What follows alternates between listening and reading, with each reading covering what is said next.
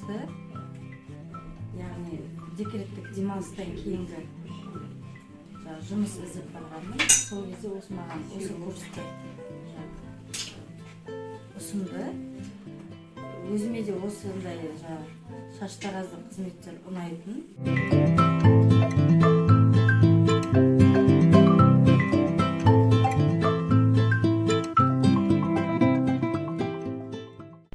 Жұмыспен қамту бойынша нәтижелі жұмыспен қамту және жаппай кәсіпкерлікті дамытудың бірінші бағыты ол кәсіптік білім беру және қысқа мерзімді курстарға оқыту болып табылады. Осы қысқа мерзімді курстарға атамекен палатасынан комиссиядан өткен оқу орталықтары ғана тек қана жұмыссыз азаматтарды оқыта алады.